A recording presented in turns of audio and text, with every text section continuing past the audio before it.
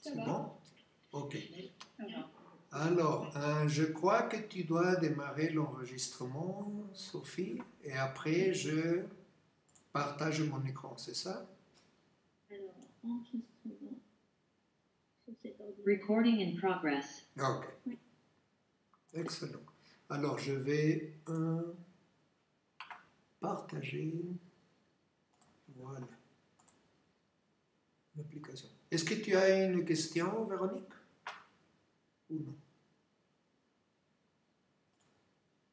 Non, c'est bon, je n'ai pas de questions, Ramon. Ok. Alors, on a maintenant une idée un peu plus claire de ce que c'est la loi des causes-effets, l'espace causal et pourquoi ce qui nous arrive, nous arrive. Et comment, c'est surtout ça la première partie, l'importance de connaître que ceci, c'est une façon, c'est la façon de travailler de l'univers à notre niveau. C'est pas qu'il y ait un châtiment, c'est pas qu'il y ait un Dieu qui est fâché contre moi et pas contre mon voisin, ou qui décide de me châtier soudainement parce qu'il se fâche, etc. C'est simplement une loi physique, une loi quantique, une loi mathématique qui, en essence, met en place le fait que selon ce que j'ai fait, c'est ce qui va m'arriver. Et voilà. Alors, l'important, le premier élément important, c'est à savoir, c'est qu'on n'y est en réalité pour rien. C'est seulement notre passé, c'est seulement la façon dont nous avons agi dans notre passé et même dans des vies antérieures qui sont en train de déterminer ce qui m'arrive le jour d'aujourd'hui. Alors, ce qu'il faut savoir, c'est, premièrement, c'est que, comme tout, les choses arrivent dans un milieu, on va dire dans un milieu, on pourra dire, c'est dans la soupe quantique. Kardec l'appelle les environnements. Un environnement, on peut dire que c'est un peu comme les circuits des ordinateurs. Vous voyez les petites cartes vertes dans lesquelles sont posés tous les composants électroniques qui font au fait l'ordinateur, comme celui-ci. Par exemple, ça, c'est un motherboard d'un ordinateur. Okay? On a des composants, et Kardec m'explique, il y a des centaines de composants purement au niveau énergétique. Et tout ça, c'est disposé dans une carte qui a des éléments conducteurs et qui nous permet de disposer, de mettre, selon des lois dynamiques, thermodynamiques, etc., les différents éléments pour que cet ordinateur puisse mener à bien une certaine fonction. Par exemple, ça, c'est la carte d'un processeur de vidéo d'un ordinateur. Alors, c'est pour permettre à un ordinateur de montrer des images. Alors, il dit, l'espace causal, c'est à peu près quelque chose comme ça. Et dans tout ceci, c'est très important qu'on fait la carte, cette partie verte. S'il n'y a pas ceci, si ceci ne marche pas correctement, si par exemple les pistes en cuivre elles sont cassées, etc., le circuit il ne pourrait pas marcher. Même si les composants individuels ils marchent, j'ai besoin que tout ça, ça marche. S'il est brûlé, etc., ça ne va pas faire sa fonction. Alors Kardec nous dit, ça, cette chose verte, cette plaque qu'on voit ici, c'est ce qu'ils appellent les environnements, soit électriques, soit énergétiques, soit de plasma, il y a de différents niveaux. Alors il dit, tout ce qui arrive, arrive dans cet environnement. Alors, l'environnement a son importance, comme la carte de l'ordinateur. Alors, dans le cas de la loi des causes-effets, il y a ces deux façons de travailler, comme dit ici. Soit ce qu'on montre ici comme vibration harmonique, c'est ces petites ondes ici qui sont très harmonieuses. C'est au fait l'environnement énergétique de l'espace causal. On pourrait dire que c'est une espèce de soupe, c'est une espèce, on va imaginer par exemple qu'on est à l'intérieur d'un sauna. Alors tout est plein de vapeur. Ok? Ce n'est pas la même chose si cette vapeur, il y a des arômes d'aromathérapie, de lavande, des choses de violette, des choses relaxantes, que si c'est par exemple la fumée d'une voiture qui marche, du gazoil. Ça ne sent pas bien et plutôt ça peut nous faire même mourir. On peut mourir asphyxié. Imaginons que c'est ça l'environnement. Mais ici, on parle d'un environnement au niveau quantique, au niveau subquantique, au niveau énergétique. Et cet environnement, il détermine en une grande mesure, on va dire, la qualité dans laquelle on va vivre notre karma, nos causes et nos effets. On peut faire de notre environnement un environnement harmonique, comme dit ici, et tout ça marche bien. C'est-à-dire, si du jour au jour, j'ai la capacité et même l'humilité de reconnaître, d'accepter que ce qui m'arrive, ce n'est pas un châtiment, ce n'est pas une injustice, ce n'est pas que le monde et l'univers doivent être un peu plus compassifs avec moi, c'est simplement que ce qui est en train de m'arriver, c'est l'effet dû à une cause que j'ai moi-même construite dans un certain passé, soit dans cette vie, soit dans une vie antérieure. Kardec nous explique, ce que tu vis aujourd'hui, il va inclure des choses que tu as faites dans les 5 derniers siècles. C'est de cette taille-là. Alors, évidemment, du jour au jour, le karma qu'on est en train d'équilibrer, il a plutôt à voir avec des choses qu'on a faites dans les jours précédents, dans cette vie, mais ça peut être aussi dans des vies antérieures. Kardec nous dit, maximum, c'est 5 siècles à l'arrière. Alors, si on accepte ça et on se rend compte que tout ça, c'est pourquoi? Pour notre apprentissage.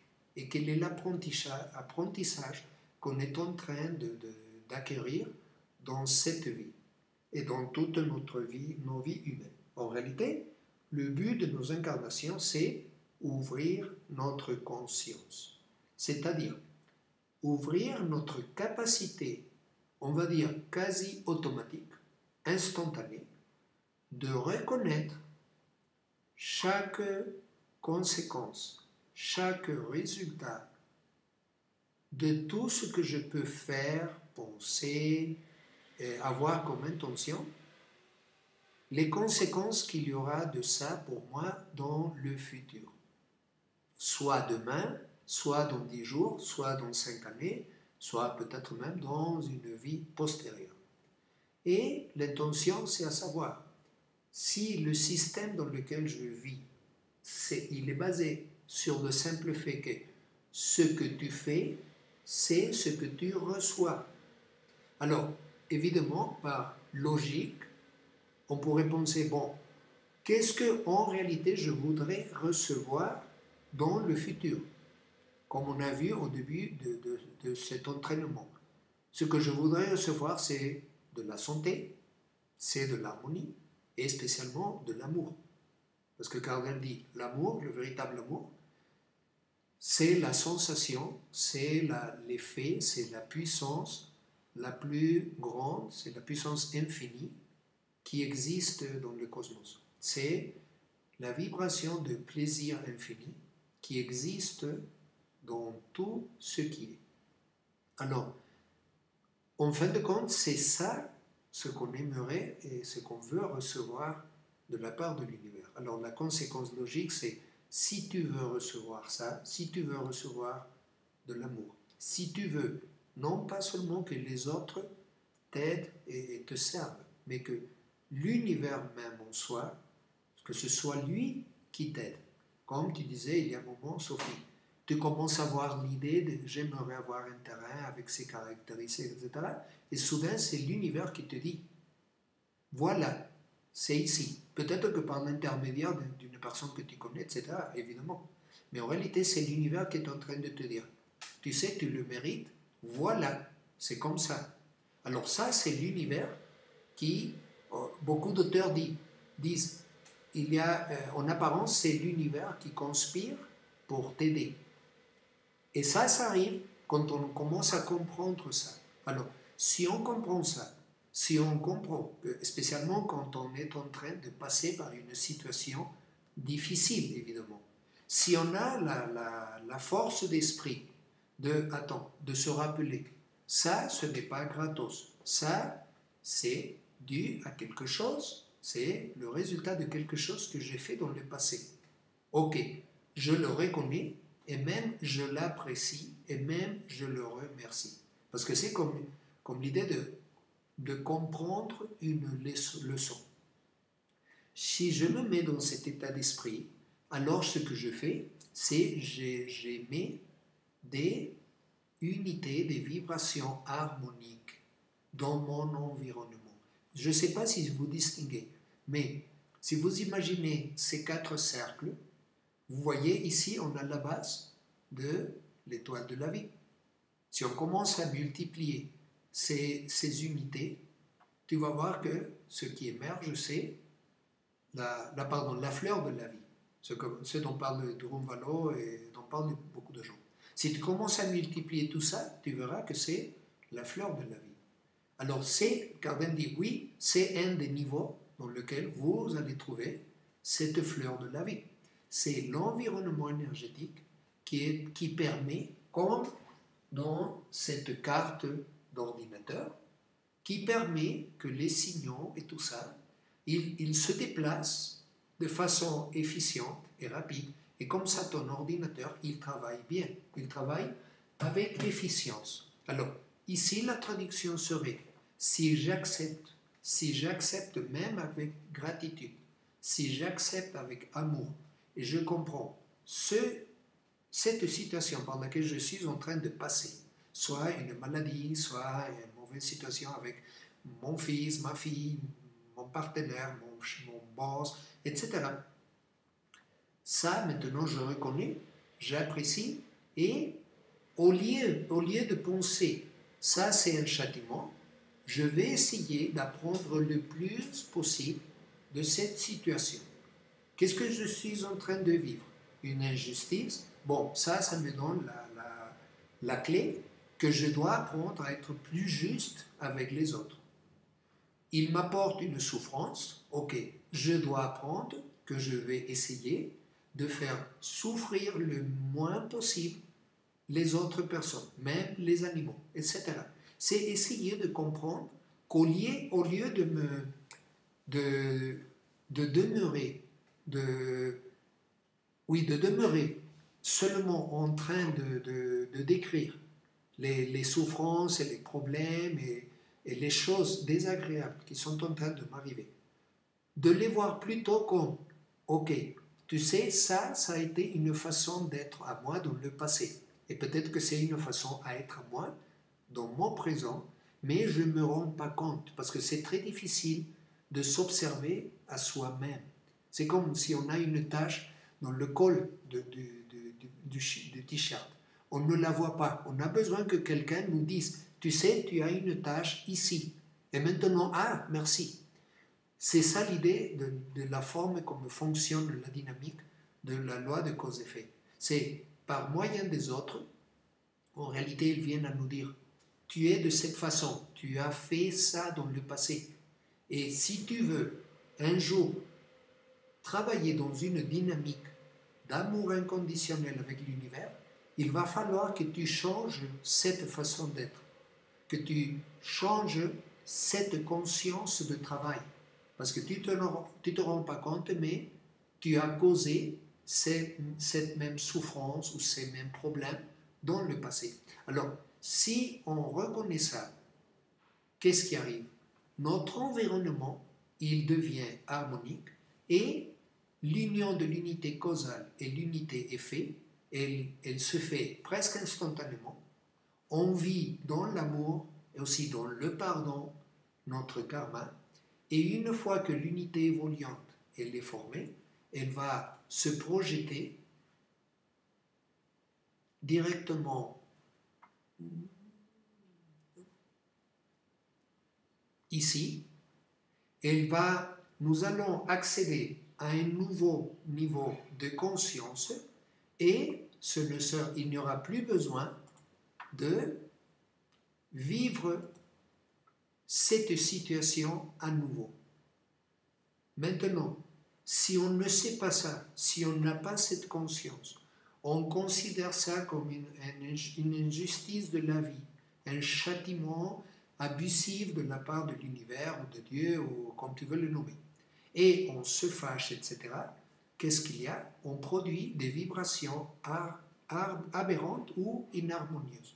Et ce que ça cause, c'est que l'unité effet, elle ne peut pas joindre l'unité causale pour produire l'unité évoluante. Alors ce qui arrive, c'est non seulement on va dire la dette karmique, elle n'est pas scellée, elle continue à être présente dans mon espace causal. Alors le problème, c'est que je vais répéter la même situation ou très semblable dans le futur.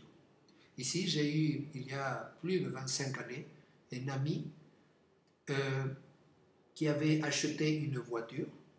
C'était sa voiture, la voiture dont il songeait toute sa vie. Finalement, il a pu l'acheter et 3 semaines après, on lui a volé. Alors, il est parti dans l'agence, il a acheté une nouvelle voiture, exactement la même voiture, et 3 semaines après, elle a été volée.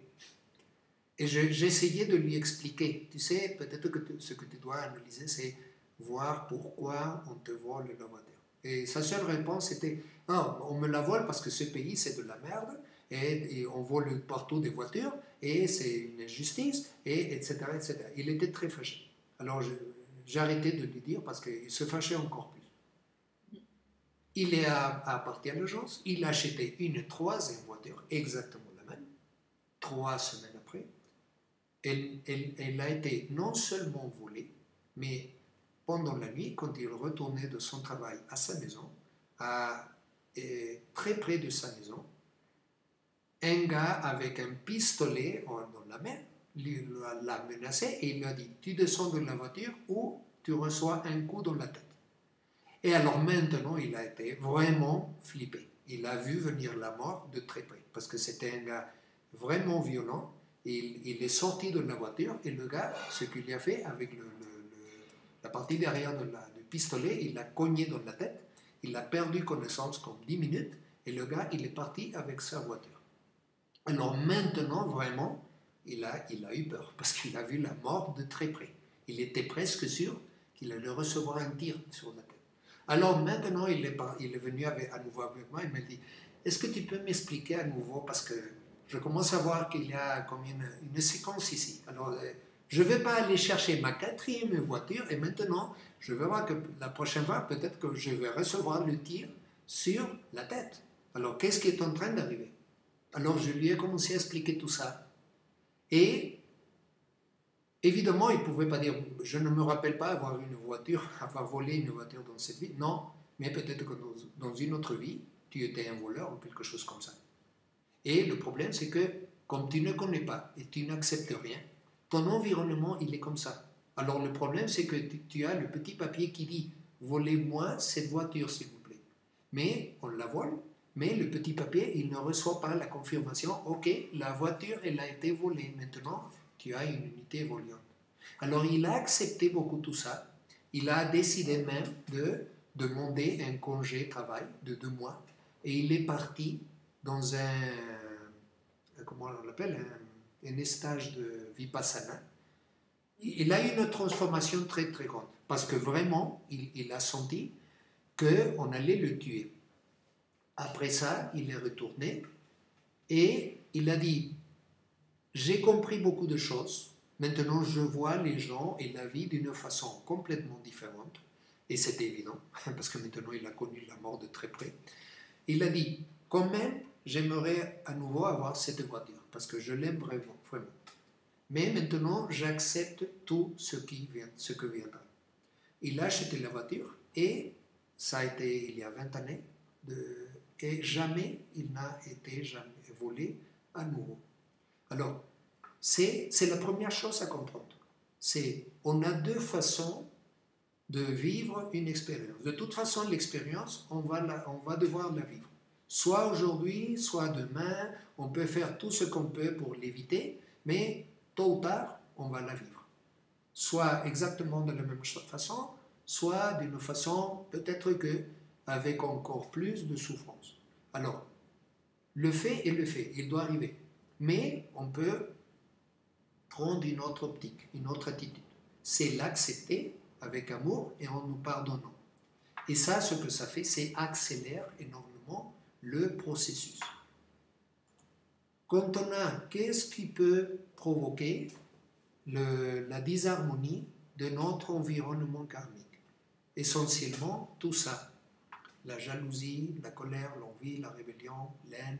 Ce que la religion appelle les grands péchés, on pourra dire que c'est ça la base de ces péchés. C'est que c'est nous-mêmes qui augmentons la possibilité de douleur, de vivre les choses en douleur. Alors ça, c'est le premier élément, la première partie de la clé de la libération de notre souffrance. Okay? C'est pas évidemment arrivé dans l'autre extrême, par exemple ici au Mexique, dans nos pays latins, c'est très typique. Quand on commence à tomber dans « oh, tu sais, c'est la volonté de Dieu, alors c'est ok, je ne fais rien ». Non, c'est pas non plus pour devenir une espèce d'escargot de vie et on accepte que tout le monde nous bat et fasse ce qu'il veut de nous. Non. C'est on fait de notre mieux pour prendre en charge nos rêves, nos intentions, nos planifications. On fait tout ce qu'on a sous la main pour mener à bien nos objectifs. Kardec dit, c'est un droit et une nécessité d'améliorer continuellement comme êtres humains, d'améliorer dans notre santé, dans notre éducation, dans nos relations, dans notre relation avec Dieu, dans notre compréhension de l'univers, dans notre spiritualité.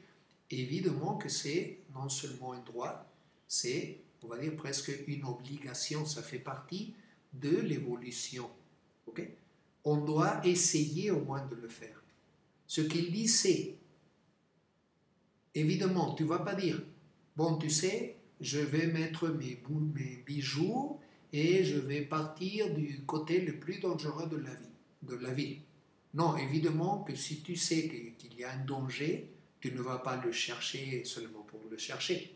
Tu fais tout ce que tu peux pour l'éviter. Tu fais tout ce que tu peux pour éviter n'importe quelle souffrance. Si tu es dans un travail, dans un boulot que tu n'aimes pas, qui est mal payé, etc., etc., ici, on a la tendance à dire, oui, mais c'est le mieux que j'ai, c'est la volonté de Dieu, alors je n'arrête pas. Non, ce qu'on fait, c'est tu fais tout le possible pour changer de travail. Tu cherches un autre boulot. Tu exiges un certain salaire, etc., etc. Tu as tout le droit de le faire. Mais, si à un moment donné, tu vois que tu n'as pas pu éviter le problème, ou bien si tu vois que tu cherches le nouveau boulot, mais ça fait déjà 2 mois que tu cherches et tu ne trouves pas. Ou bien ça fait 6 mois que tu cherches et tu ne trouves rien de mieux. Alors qu'est-ce qu'il y a? Ça, c'est un karma. Et ce que tu fais, c'est tu acceptes avec amour et gratitude, ok, ça, c'est un karma. Si je n'ai pas trouvé un meilleur boulot, parce que celui dans lequel je me trouve, je suis quasiment exploité, ok, je suis en train de prendre en conscience qu'il ne faut pas exploiter les autres dans un travail. Parce que peut-être que dans le passé, moi, j'ai exploité dans une certaine mesure quelqu'un d'autre. Et maintenant, je suis en train d'apprendre que c'est désagréable d'être exploité. Alors c'est accepté avec amour. Mais on n'arrête pas de chercher. Ce que ça change, c'est que l'environnement, il commence à devenir comme ça, au lieu d'être comme ça. Parce que Kardec dit, par exemple, dans le bouddhisme, il y a le concept du samsara, qui est le concept de le cercle vicieux de la souffrance continuelle, dans lequel on passe une souffrance et après on la répète et après on la répète. Et ça, c'est le concept du samsara. Kardec dit, le samsara, c'est l'environnement de ton espace karmique qui est que tu n'arrives pas à le mettre dans un degré d'harmonie suffisant. Parce que la seule chose que tu fais, c'est au lieu de faire une analyse en conscience de pourquoi ce que t'arrive, et tu mets tout en observation à voir ce qui est en train de t'arriver. La souffrance, le partenaire violent, ou bien le boss qui t'exploite, etc., etc. Et le fait, c'est que tu maintiens l'inharmonie, et le problème, c'est que alors, tu vis les effets, mais ils se répètent, parce qu'ils ne peuvent pas former l'unité évoluante. Si on prend conscience de ça, les choses s'accélèrent beaucoup. Alors, ça, c'est la première partie de la clé pour notre liberté spirituelle. Et l'autre moitié, on va dire, c'est utiliser le pouvoir du verbe. En fin de compte, Kardec nous rappelle, si tu vois la Bible, même la Bible officielle, celle qui a été éditée par les intérêts de l'Église, ils n'ont pas été capables d'éditer la première manifestation de la Bible, qui dit, au début, c'était le Verbe. Parce que l'univers, c'est une création verbale. Et s'il y a une chance que nous, les humains, nous avons, que les animaux, que personne d'autre n'a, c'est le pouvoir de parler, le pouvoir du verbe. Soit un verbe que tu vocalises, que tu prononces à voix haute, soit même simplement un verbe que tu dis mentalement. Okay? Et les deux ont du pouvoir. Ce qu'on fait, c'est à savoir que le verbe a une capacité de produire. Le verbe a une capacité de manifestation. Et Kardec nous dit qu'il y a essentiellement des milliers de systèmes différents d'utilisation de la voix pour nous donner la capacité de faire que des choses arrivent, pour manifester, pour créer des choses. Il nous dit que dans un niveau déjà de surhomme, de 4e degré, oui, les gens, les maîtres, ils peuvent même manifester à l'instant des choses. Okay? Marla a été témoin de ça avec les différents maîtres avec lesquels il a travaillé. Dans une occasion, même Marla a fait avec un des maîtres un exercice. Le maître a dit à Marla, je te demande que tu commences à imaginer, ne pense pas au mot, imagine un objet, quelque chose, mets l'image dans ta tête, mais ne le prononce pas. Et elle était assise en face du maître, devant une petite table. Et Marla a dit que c'était impressionnant, parce que soudainement, Marla, par exemple, elle pensait à un plat de soupe, un plat vide. Et le maître, il disait, ah, un plat blanc. Et le maître, à l'instant, devant Marla, apparaissait un plat blanc. Et Marla était, waouh! Et après, le maître, il a dit, ne te soucie pas de ça. Pense maintenant à une autre chose. Et soudainement, Marla a pensé dans une fleur, une rose. Et le maître, il disait, ah, une rose, ok. Et il apparaissait une rose. Le plat, il disparaissait et il apparaissait une rose. Et Marla était vraiment flippée. Et le maître, il rigolait. Il disait, continue Marla. Elle commençait à imaginer d'autres choses. Et apparemment, moi, on me l'a raconté, parce que ça est arrivé il y a plus de 50 ans. Mais la personne que je connais, que me l'a dit, elle l'a vu, ceci en train d'arriver. En fin de compte, Marla a fini par penser à, précisément, je crois, c'était une monnaie. Elle a pensé à une monnaie et le maître il a dit, ah, une monnaie de 10 pesos. Mais tu sais, avec 10 pesos, tu ne fais rien, Marla. On va penser grand. Alors soudainement, il s'est apparu un billet de je ne sais pas combien de milliers de pesos, et le billet il était comme ça. Et cette fois-ci, le maître il a dit, ça, tu vas avoir besoin pour acheter quelque chose pour le labo demain. Et Marla a pris le billet. Elle dit, ce billet, il est vrai. Et il a même utilisé le billet pour payer quelque chose. Et personne n'a rien dit. C'était un billet réel et qui était complètement en norme et en règle et tout ça. C'était pas une falsification. Ok? Alors, ça, on arrivera à le faire un de ces jours quand on sera dans le niveau supérieur. Mais ça ne veut pas dire qu'on utilise tous les jours, évidemment, le pouvoir du verbe. Et maintenant, ce qu'il nous donne, c'est un moyen de l'utiliser spécifiquement pour corriger et faire une transformation dans la façon dont nous pouvons vivre nos karmas. Parce qu'il nous explique, il y a 3 façons de vivre un même karma. Et en réalité, il y a des milliers et des milliers de façons différentes. C'est un chiffre géant. Le nombre de possibilités de vivre une expérience pour, on va dire, payer un certain karma. Okay? Mais il nous explique, il y a soi-disant 3 modalités qu'on peut mettre en marche quand on est en train de travailler un karma. Et ces 3 modalités, c'est soit par la souffrance, c'est-à-dire l'expérimentation telle qu'elle, comme dirait la Bible, œil pour œil, main pour main, etc., tel qu'il est. Mais il y a 2 autres façons de vivre le même karma. C'est soit par le travail intérieur, soit par le service à autrui. Si on fait les autres 2 options,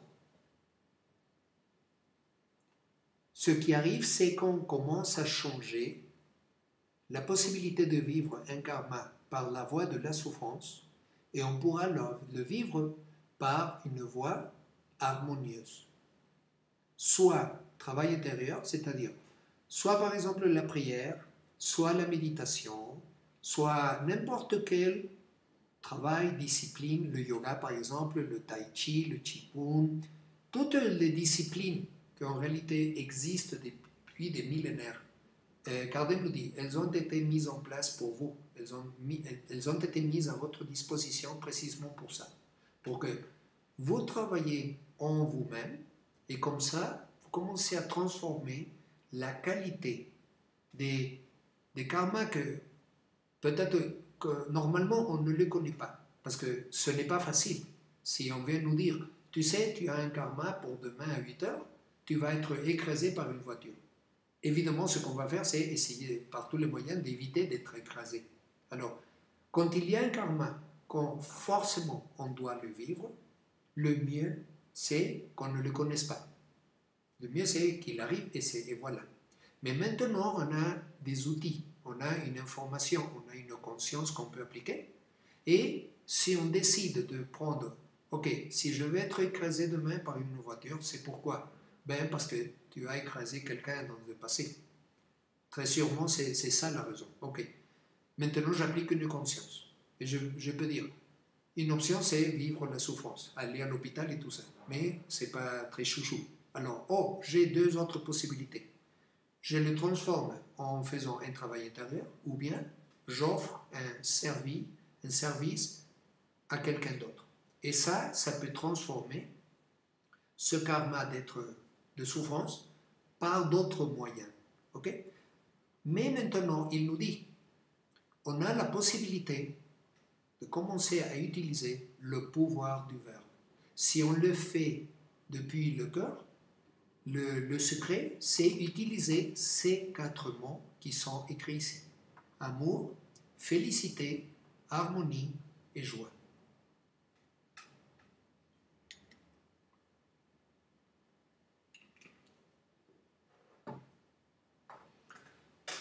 Alors, ce qu'on fait, c'est, ça marche un peu comme les aiguilles d'une montre. Tu dis en premier amour, puis félicité, puis harmonie, puis joie. Et Kardec nous dit, l'intérêt, c'est que tu lui donnes une espèce d'intonation, comme une espèce de montrique, ou bien nous qui avons une orientation peut-être plus sur la religion chrétienne et tout ça, comme si c'était des moines, les chants, comment on les appelle? Les chants grégoriens. Alors ici, ce serait un peu comme ça. Amour, félicité, harmonie et joie. Amour, félicité, harmonie et joie. Comme si tu étais un moine en train de chanter dans un couvent, par exemple. Et tu chantes ça, tu peux commencer à le faire.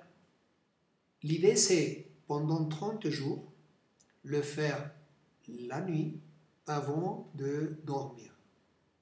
On est déjà dans le lit et on le fait pendant ces 15 minutes. Rien qu'avec ça, si on met vraiment le cœur à le faire, on commence à transformer tout premièrement l'environnement énergétique qui peut être présent dans certaines portions de notre espace causal. On le change de ça à ça. Mais aussi, on commence à faire une transformation pour que commence à arriver la possibilité, au lieu de vivre un effet de souffrance, le vivre à travers le travail intérieur ou bien le vivre à travers un service. Qu'est-ce que ça veut dire? Que peut-être tu commences à faire tout ça et soudainement, sans le vouloir, tu arrives un jour à ta maison et pour la première fois, tu observes, tu regardes une petite brochure, un petit triptyque qui t'invite à faire un petit congé, je ne sais pas, de 3 jours de prière ou bien de méditation ou bien, tu sais, connaissez un peu les bases du bouddhisme zen ou de la méditation, où nous vous offrons une session gratuite de tai chi. Et maintenant tu dis, ah, attends, ça, je ne regardais pas ça avant, et maintenant ça arrive maintenant, ça, ce n'est pas une coïncidence. Ça, ce que c'est notre être divin qui nous invite, il nous dit, tu as commencé à demander, à transformer ta souffrance par un travail intérieur ou un service, voici une opportunité. Évidemment, c'est à nous de lire. La chose la plus sacrée qu'un être humain a et aura toujours, c'est le libre arbitre. Notre être divin, Dieu, ne peut pas nous forcer à rien. La seule chose qui va arriver, c'est si je dois payer une dette karmique, ça, il n'y a rien à faire. Je devrais la payer au moment qui sera le correct. Mais à part ça, c'est à moi de décider. Je peux décider, tu sais, bon, je vais donner une chose. Je vais aller dans cette école, je vais prendre ce congé, c'est combien ça coûte, etc. Ou bien, je peux décider, tu sais, moi, ça ne m'intéresse pas, demain j'ai ma session de football et je vais partir au football. Ok, c'est ta décision. Kardec dit, quand ton être divin parle, c'est lui le premier qui parle, mais il ne parle qu'une seule fois. C'est à toi de décider si tu prends l'opportunité ou tu essaies de faire autre chose. Et les choses continueront à s'adapter au fur et à mesure selon tes propres décisions. Alors, ici, ce qu'on est en train de faire, c'est comme mettre en marche un meilleur système de vivre nos karmas. Ou bien peut-être qu'on est dans l'intention de dire, oh oui, je veux transformer tout ceci, je commence à faire ma montrique, et précisément, le jour suivant, j'arrive dans mon travail, par exemple, dans mon bureau, et je commence à parler, à faire un peu de chit-chat avec un compagnon du travail, que normalement je ne le fais pas. Et soudainement, la conversation dérive à que mon compagnon me dit, oui, tu sais, maintenant j'ai un peu de problème, j'ai un peu de soucis avec, je ne sais pas, ma voiture, je n'ai pas de voiture, et maintenant j'ai trop de problèmes parce que je dois porter ma femme dans son travail, mes enfants dans mon travail, et je n'ai pas le temps de tout faire, et mon chef, il m'a déjà dit, si tu arrives encore en retard, tu vas être mis en congé. Et je me fais véritablement de soucis. Et soudain, tu as l'idée de lui dire, tu sais, j'habite très près de toi, de ta maison. Pour moi, ça ne fait pas de soucis. Si tu veux, je peux t'aider et je peux tous les jours arriver à ta maison, prendre ta femme, tes fils, les emmener à l'école et toi, tu pars dans le travail. Et sans souci. Et tu as ça, mais ça émerge comme quelque chose de spontané qui part du cœur. Ce n'est pas quelque chose que tu raisonnes. Okay? Ça, c'est l'être divin qui te dit, voici une opportunité de rendre un petit service qui est dans tes capacités. Je ne te demande pas que tu partes à la Chine pour faire quelque chose. C'est quelque chose qui est précisément dans ta voie de vie. Ah, si tu décides de le prendre, ça, c'est quelque chose que tu as fait en commençant à utiliser le pouvoir du verbe qui est en chacun de nous. Alors, Kardec nous dit, la clé, c'est 4 mots. Si même tu veux, tu peux chercher dans l'Internet ou acheter un CD, et spécifiquement de chants grégoriens. Et si tu veux t'accompagner avec la musique très très très basse, et tu essaies de suivre la même modulation en disant ces 4 mots. En particulier, Kardec nous a expliqué qu'il y a un couvent qui s'appelle Santo Domingo de Silos. Et il y a un CD, il y a un groupe qui chante, un groupe de moines qui appartiennent au couvent de Santo Domingo de Silos. Et la façon dont ils chantent, Kardec nous explique, ils suivent une modulation qui est alignée avec la résonance Schumann de la planète et elle est aussi alignée avec le système de travail de base de la glande pinéale et le système, l'espace karmique.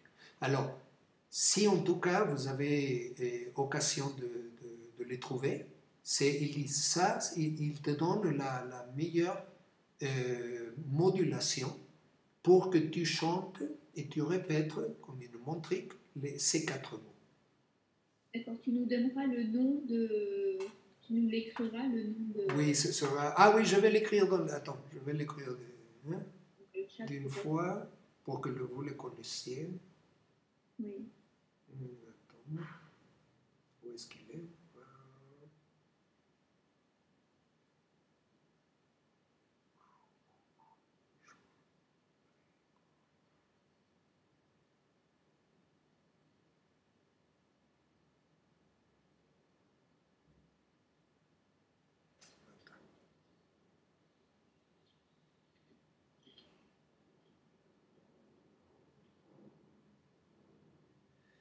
Voilà. Et bon, comme une chose additionnelle que Kardec nous a donnée, mais ce n'est pas forcé de l'utiliser, il y a une petite unité de cristaux qu'il lui a donné à Marla qui s'appelle l'ori. Et c'est de là que vient le nom du cours. L'ori, c'est une petite unité faite de 4 petits disques de plastique sur lesquels on dispose un petit quartz rose, un jaune, une citrine et un cristal de roche. Et en dessus de tout ça, une petite boule d'or pur. Les cristaux sont traités dans le labo de Marla pour les débloquer. Et ce que tu fais, c'est en faisant ça, tu mets l'ori, l'unité, juste sur le 3e œil. Évidemment, avec les cristaux en contact avec la peau. Et ce qui arrive, c'est que dans ce cas-là, l'effet, ce qui arrive, c'est que l'effet de la montrique, il se il augmente sa puissance. Même si tu n'as pas l'ori, ce que tu es en train de faire, c'est de créer un petit faisceau de lumière qui part du troisième œil jusqu'à l'étincelle divine. Et ce petit faisceau, il est de lumière dorée. Alors ce qu'il fait, c'est qu'il commence à, on va dire une activation de l'étincelle divine. Si tu le fais avec l'ori, le faisceau, on va dire, c'est un peu comme comparer une ampoule normale et un petit laser. L'énergie, elle se concentre, elle arrive directement au centre de l'étincelle divine. Et ce qui va arriver, c'est que petit à petit, tout l'environnement autour du schéma de conduite, il va commencer à être inondé de cette lumière dorée. Éventuellement, ce qui arrive, c'est que le schéma de conduite, les 6 triangles, ils vont commencer à s'écarter, à se séparer. Et ce qui va arriver, c'est une espèce d'effet de résonance entre le point où tu mets l'ori, ou bien le troisième œil, et l'étincelle divine. L'étincelle divine, elle va commencer à lancer des éclairs de lumière, tout dans les espaces qui séparent le chemin de conduite. Et ce qui va arriver, c'est que petit à petit, cette lumière dorée, elle va commencer à t'envahir à toi et elle va commencer à envahir tout l'espace causal. Et Kardec dit, si on s'y met, on va finir comme ça. C'est une sphère complètement de lumière dorée qui va nous envelopper et qui va créer une transformation qui peut être vraiment très très très profonde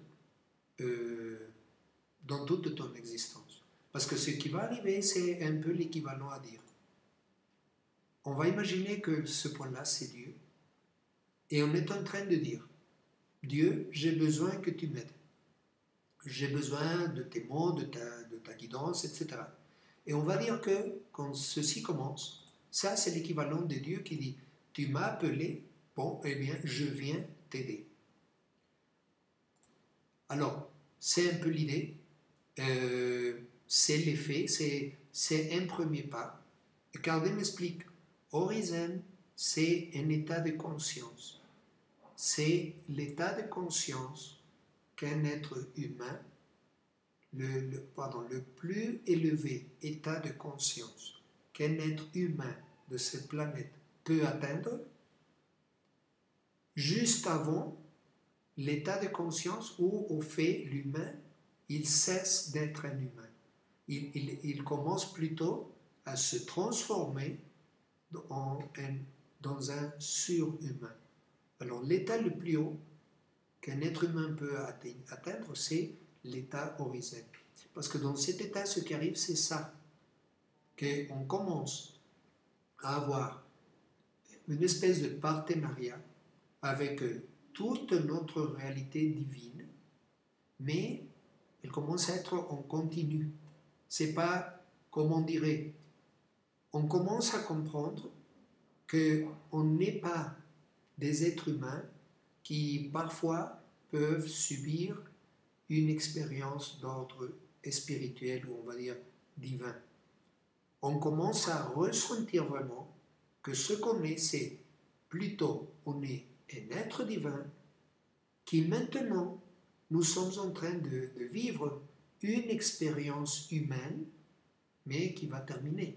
C'est plutôt on est des êtres divins qui sommes en train de dormir et cette vie-là, cette identité-là, ces conditions de vie qu'on a maintenant, plutôt c'est le songe, c'est le rêve qu'on est en train de vivre.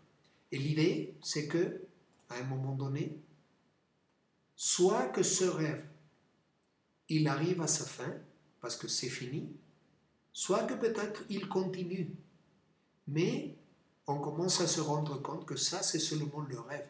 Et on commence à avoir des visions, des expériences de plus en plus fréquentes, en réalité, de notre existence dans le domaine divin. Et c'est ça ce que ça peut nous donner. Mais évidemment, Kardec nous explique, le premier requis, c'est ta santé. Si tu as continuellement une certaine douleur, si tu souffres quelque chose, c'est pas facile de le faire. Tu ne peux pas penser à ne pas avoir de la douleur si tu as une douleur physique parce que tu as une maladie.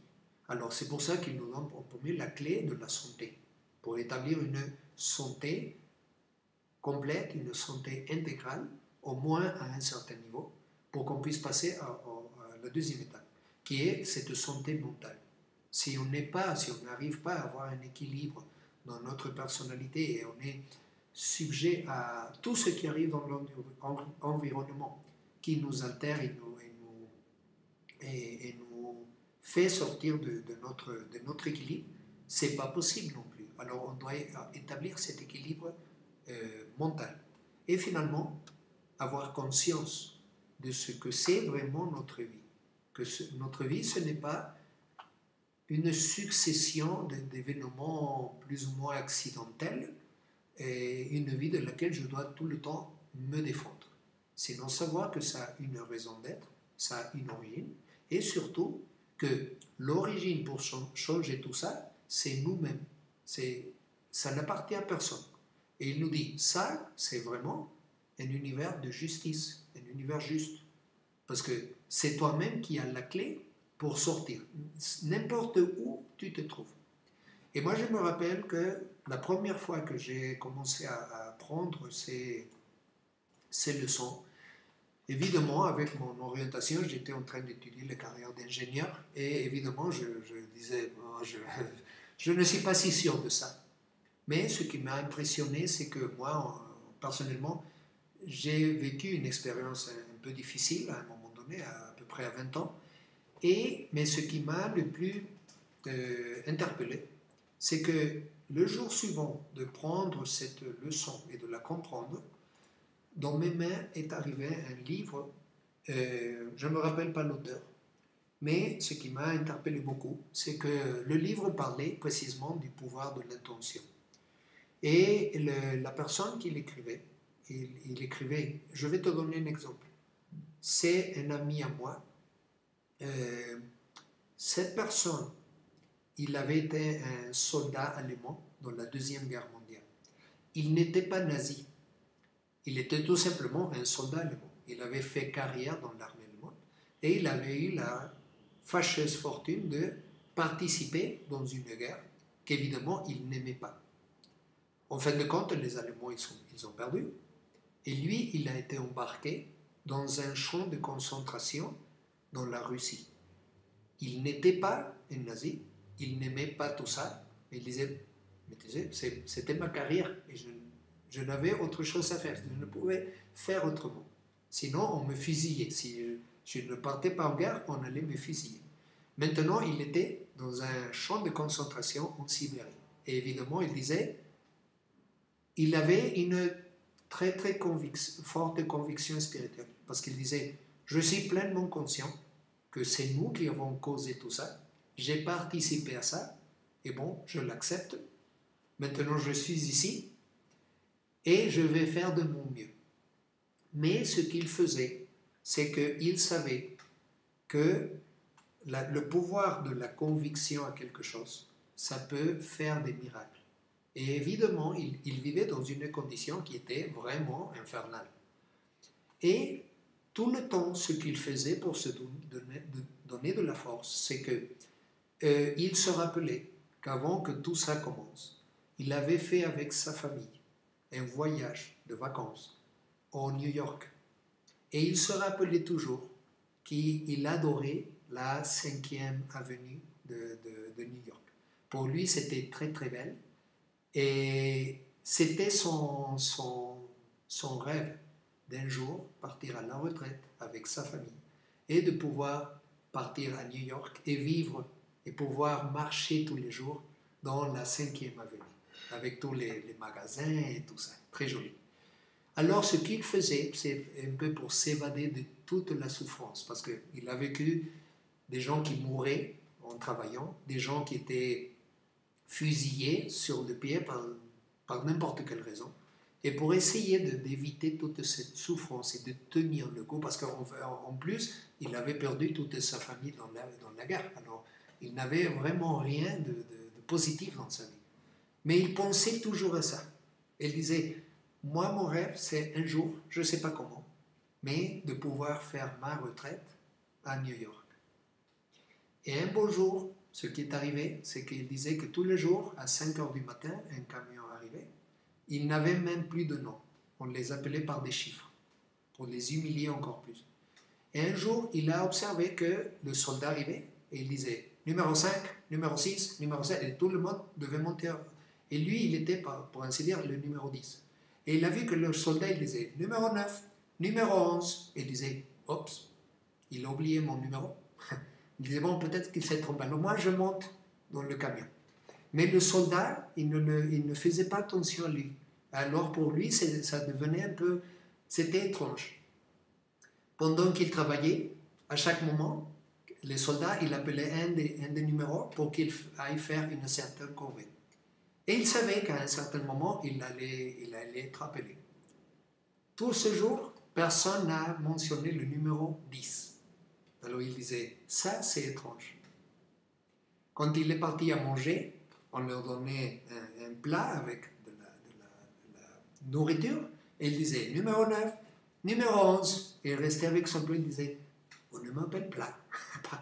Alors soudainement il a dit, tu sais, ah non, il a commencé à avoir l'idée, pourquoi est-ce que tu ne pars pas? La forêt, elle est très proche. Il disait, non, attends, peut-être que ça c'est un truc. Ce qu'ils veulent, c'est me faire tomber dans un piège et je vais essayer de m'évader. Et je suis sûr qu'ils attendent ça pour me tirer dessus. Et tous les jours, il avait l'idée de ça c'est une épreuve, personne ne m'appelle, alors je le fais, je ne le fais pas. Je le fais, je ne le fais pas. Et juste au moment où on leur demandait de remonter au camion, c'était la même histoire. Ils disaient numéro 1, numéro 2, numéro 2. Il attendait à entendre parler numéro 10, et non, c'était numéro 9, numéro 11. Il disait, tu sais, c'est maintenant ou jamais. De toute façon, je vais mourir ici. Alors, je ne perds rien à essayer de le faire. Alors, pendant que tous les gens étaient en train de ramasser les outils et de les faire monter et tout ça, discrètement, il a commencé à marcher en direction de la forêt. Et personne ne l'interpellait. Il voyait les soldats soviétiques, mais personne ne faisait attention à lui. Alors il a dit, bon, c'est le moment, je vais essayer. Mon père, si c'est le moment de mourir, je meurs. Ça fait rien, mais maintenant, je profite. Et il a commencé à marcher petit à petit. Et il s'éloignait, personne ne l'appelait, il n'y avait pas alarme, rien. Il disait, peut-être que c'est vrai. Et quand il a vu qu'il était à peu près à 2 kilomètres, il a commencé à courir. Comme il était un soldat, il savait s'orienter, tout ça, il savait dans quelle direction marcher. Alors il a commencé à marcher. Il a marché pendant 3 jours. Il a survécu le mieux qu'il a pu en essayant de chasser, de manger, etc. C'était un soldat. Il a quand même pu. Il est arrivé à la frontière avec la Pologne. Il avait tout son uniforme du goulag complètement déchiqueté. Et il a regardé le poste. Il a commencé à voir et il a dit, ça doit être la Pologne. Alors il s'est approché très, très précautionneusement parce qu'il a dit, la Pologne, elle doit être communiste, alors je suppose que s'ils m'embarquent, ils vont soit me fusiller, soit me renvoyer ici à l'Union soviétique, parce que j'ai un habit, un uniforme de renégat. Et à ce moment-là, ce qu'il a vu, c'est que les 2 soldats qui surveillaient le poste de la frontière, soudainement, ils ont décidé de rentrer à la caserne. Il a dit, oups. Alors il a marché, il a rentré en Pologne, personne ne l'a regardé, alors il a continué à marcher. Et comme ça, il a marché, et finalement, il est parvenu à arriver dans, comment ça s'appelle? La Finlande. Et il a été secouru, il était vraiment maintenant affamé, il était de la peau avec des os, alors il est tombé dans un poste de la Croix-Rouge. Et l'idée qu'il a eue, c'est de dire, vous savez, moi, je suis je suis un Belge, quelque chose comme ça. Il n'a pas dit qu'il était un Allemand, mais j'ai fui la guerre, je me suis caché, je n'ai pas de papiers, je n'ai rien. Alors, qu'est-ce que vous pouvez faire? Et le poste de la Croix-Rouge, il a dit, ah, vous savez, moi, j'ai en charge ce poste de la Croix-Rouge, et ce poste, il appartient, il est soutenu par le gouvernement de la Croix-Rouge des États-Unis. Alors, n'ayez aucun souci, après que vous serez guéri, etc., je vais vous mettre dans le bateau avec les autres choses, je ne vais pas dire que vous êtes ici, et je vais vous aider à rentrer aux États-Unis. Et en étant aux États-Unis, moi je suis de New York, alors je ne sais pas exactement ce que disait l'histoire, mais en fin de compte, cette personne lui a aidé à obtenir des papiers comme réfugié, et finalement, ce qu'il a pu faire, c'est prendre un petit travail comme comment dire, un gardien de porte, précisément d'un gratte-ciel dans la 5e avenue. Et il a mis comme 10 années à se refaire dans la vie, mais finalement, il a fini par vivre dans la 5e avenue de New York. Mais toute son histoire, il raconte, moi, ce que m'a soutenu, c'est que moi, jamais je ne me voyais ni je pensais que j'étais dans la Sibérie, dans la Russie, que j'étais emprisonné. Moi, tous les jours, je refaisais mon histoire, je me rappelais de ces vacances quand j'étais à New York et je parcourais la 5e avenue. Alors tous les jours, je me faisais à l'idée, je m'imaginais, dans la forêt, n'importe où. Non, moi je suis dans la 5e avenue. Et je suis en face de ce magasin, dans le magasin où j'ai acheté à ma femme un anneau, une baguette, etc. Il faisait tous ses efforts et il a maintenu cette intention tout le temps, tout le temps, tout le temps. Jusqu'au moment où l'univers lui a dit, tu as demandé ça, voici l'opportunité. Et c'est un cas vraiment extrême. Je vais essayer de vous chercher le titre du livre, parce que quand j'ai vu cette histoire, j'ai commencé à croire à ça, et j'ai dit, bon, maintenant, tu sais, je vais donner l'opportunité, et je vais commencer à le faire. Alors, l'idée, c'est le faire les premiers 30 jours, pendant 15 minutes tous les jours. Après 30 jours, on le fait seulement une fois par semaine.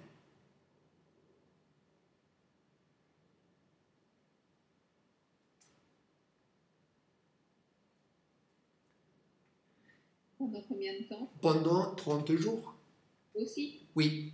Et le dernier mois, les derniers 30 jours, tu le fais une fois par semaine, mais tu ne prononces plus les mots. Tu les dis seulement dans le mental, ou à voix très très basse.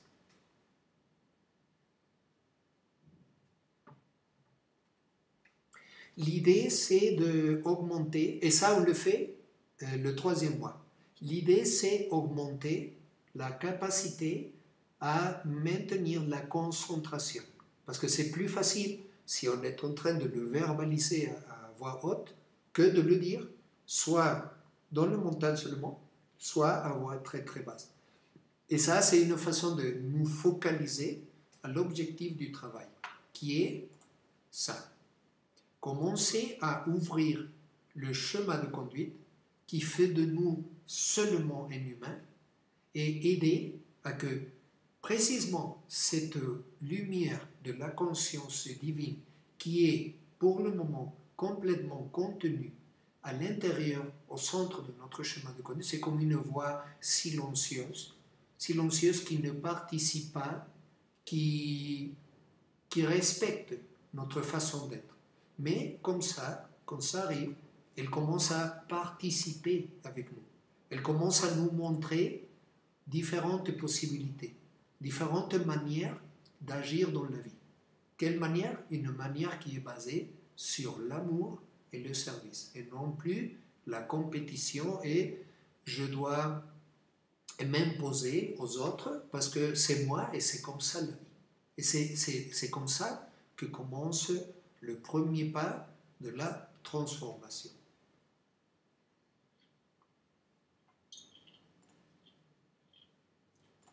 Ok?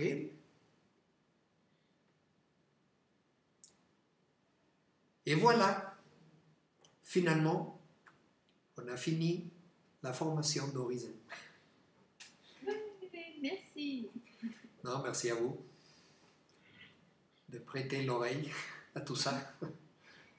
Merci Ramon, super. Merci à vous. Ah ouais. Donnez-moi une seconde, s'il vous plaît. Oui. Je l'ai, Laurie, alors je vais pouvoir tester parce que la personne, quand je l'ai acheté, ne m'a pas dit pour travailler comme ça sur le troisième œil. Ah oui? Bien. Tu l'avais acheté à l'autre. Voilà. côté. Oui. Bah, je pourrais l'amener quand on se verra. Je t'avais dit que je t'amènerais les autres cristaux, donc je pourrais l'amener. Tu as déjà un ori, Véronique? Je disais à Sophie que je pourrais lui amener, oui. Ah, ok. Une chose importante avec l'ori, c'est que l'ori, il s'imprègne avec nos numéros quantiques. Alors l'ori, il devient d'usage personnel. Les autres unités de médecine quantique, n'importe qui peut les utiliser. Mais l'ori, il y a une autre unité par là, mais l'ori, elle devient de notre usage personnel. Il enregistre notre état de conscience, notre façon d'être, alors il ne marche que pour nous. Tu l'avais acheté en France, Véro? Oui, à la frontière espagnole, là, quand Isabelle, elle les vendait. L'ori, si en tout cas tu veux, Sophie, Oui. l'ori, je pense qu'il fait quelque chose comme 20 €, quelque chose comme ça. Et moi, je vais aller en France en décembre. Et peut-être que les parents de mon neveu, ils sont maintenant en France. Mais je pense que quelque chose... Ah non, attends. Mon frère, il voyage en France la première semaine de juillet et il va être en France pendant 7 mois. Si tu veux, je peux lui donner un. Oui. Et lui étant là-bas, il peut te l'envoyer par poste normale. Oui. Mais il y avait aussi le reste, on avait dit là, les semelles. Ah oui. Tu veux aussi des semelles? Oui, moi j'aimerais bien une paire de semelles aussi, oui. Ah, alors attendez, je vais prendre... On essaye, enfin moi je suis prête à faire tout l'information, enfin tout ce qu'on a vu. Tout le programme? Oui. Ok. Alors, ce serait 2 semelles et un ori? Oui. Ok, oui. Et je ne pense pas qu'il y ait un problème. Mon frère peut les apporter et après, il peut les envoyer par la poste là-bas. Vous m'envoyez votre adresse et comme ça, c'est plus facile. Et un ori aussi pour Brigitte. Ah, ok. Oui, bien sûr. Et comme ça, tu nous envoies ton IBAN et moi je te fais un virement. Oui, sans souci. Soit j'ai PayPal et moi j'ai une compte dans une banque en France, la banque Rhône-Alpes. Si vous voulez, je peux vous envoyer mon RIB. Si ça t'arrange, moi je te fais directement un virement sur ta banque en France. Ah, ok, comme vous Ça préférez. t'arrange ou pas? Oui, oui, Non, oui. c'est toi qui préfères. Ah bon, alors je vous envoie mon RIB et si vous voulez, vous me faites un virement. Oui, t'as pas de frais de change comme ça. Exactement. Bien. Bah oui, exactement. Oui, parce que PayPal, quand même, il prend une partie de l'argent pour lui. Oui. Oui, oui, oui. J'avais vu l'année dernière quand j'avais payé pour Résonance le voyage Ah, et ils prennent une marge, une grosse marge quand même. oui, c'est pas négligeable ce qu'ils prennent. Ouais. Ok. Alors, je vous confirme exactement le prix. Oui. Ok, je vais vous donner le prix que me donne Médecine Intégrale. Je vais le mettre à, comment on l'appelle? Au coût nominal. Ok? Oui. Oui, exactement. Je vais faire un prix d'amis pour vous. Merci beaucoup. Ok. Mm. Alors, je ne sais pas s'il y a des questions, des doutes. Mais moi, j'aime.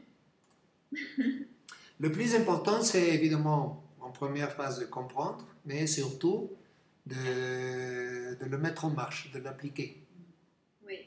Et c'est évidemment comme ça qu'on commence à voir les changements dans la santé et tout ça. Et petit à peu, on commence à voir, observer qu'il y a des petits changements dans notre vie en général, dans les choses qui nous arrivent, la façon dont nous arrivent les choses, on va dire la qualité de ce qui nous arrive.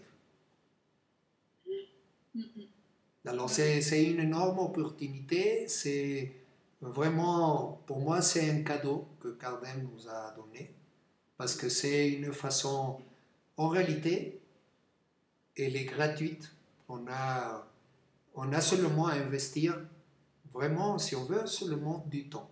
Les semelles, les cristaux, c'est une chose additionnelle que nous donne Cardem, mais il est très clair à nous dire, ce n'est pas nécessaire si vous ne les voulez pas, ce n'est pas nécessaire. La seule chose nécessaire, c'est ta conscience, ton intention, et que tu donnes le premier pas en croyant que ceci a de la logique et que c'est possible. Oui. Et le yantra, il le faut ou pas? Moi, je dirais, tout aide. Si tu as le plus d'éléments que tu as, évidemment, ça aide. Mais si tu ne veux pas commencer à l'utiliser, évidemment, le yantra, on peut dire que c'est une espèce de psychologue de psy silencieux, muet, parce que vous avez vu ce qu'il peut faire, même à distance. Okay? Oui. Mais également, ce n'est pas forcé. Okay? Tout ça, c'est pour avoir un processus qui puisse être plus vite, ou évidemment, si on a déjà pas mal de problèmes de santé, de problèmes émotionnels, et si la qualité de notre vie n'est pas très très bonne, bon, ça peut être un énorme allié pour nous aider à nous redresser le plus vite possible. Mais Cardem nous dit que même si sans les unités, en 3 mois, si vraiment on le fait, vraiment on commence à voir des différences dans notre vie. Okay?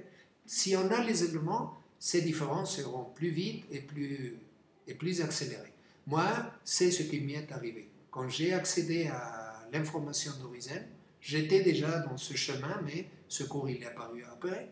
Quand je l'ai mis en marche la première fois, c'est ce qui m'est arrivé. J'ai commencé à voir des différences. Par exemple, le livre qui est tombé dans mes mains avec cette histoire. À peu près 5 années après, je l'ai refait. Parce que Marla a commencé à donner comme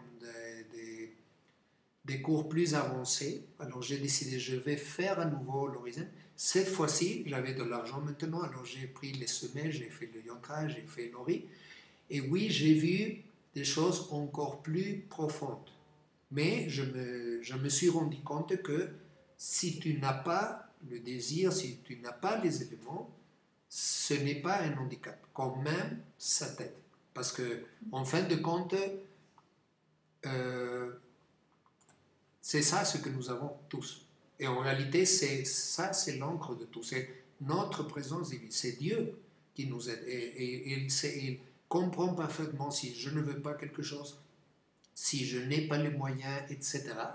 Il dit ça va pas être un obstacle à que tu puisses améliorer ta vie, ta qualité de vie. Oui. Okay? Mais en fait, si vous voulez, réfléchissez. Mon frère, il part le 9 juillet. Alors réfléchissez, si au cas vous voulez un yantra aussi, je peux l'envoyer. Pardon? Je veux bien le yantra. Tu veux le yantra? Ok. Tu avais dit que c'était combien? C'était un peu moins de 100 €, non? C'était pas ça? Je sais pas. Je vous dis après. Non, les semelles sont les plus chères. Je pense que les semelles, c'est quelque chose comme 60 €, quelque chose comme ça. Et le yantra, laisse-moi voir où est-ce que j'ai l'information.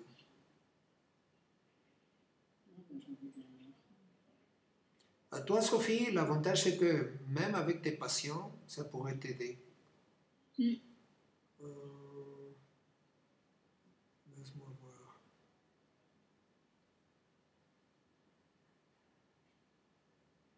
Non, je n'ai pas la donnée ici. Je vous l'ai dit après, mais Et l'heure de grandeur. oui, je pense que c'est à peu près 40-45 euros, plus ou moins. Bah, j'en veux bien aussi. Moi, je pense à ma fille, si elle est OK, parce qu'elle aime bien les pierres. Ah, ok. Alors, un autre yontra. Ah, mais on te lâchera pas, Ramon, hein? Pardon? On te lâchera pas, Ramon. C'est ce que je vois. Non, c'est son souci. Vous l'accrochez sur un rocher, hein, les moules, ça tient bien. Hein. Ouais. Quoi d'autre? Oui, bon, je vous dirai. Et en tout cas, si c'est pas pour juillet, les parents de mon neveu, je pense qu'ils seront de retour en septembre, quelque chose comme ça. Et là, il y aura une autre opportunité. Je peux leur donner quoi que ce soit, ils peuvent l'envoyer. Et sinon, moi, je vais être en décembre là-bas, pendant tout le mois de décembre, alors aussi il y a là l'opportunité. D'accord. OK? Ouais. Et bon, et alors, je vais arrêter l'enregistrement en tout cas.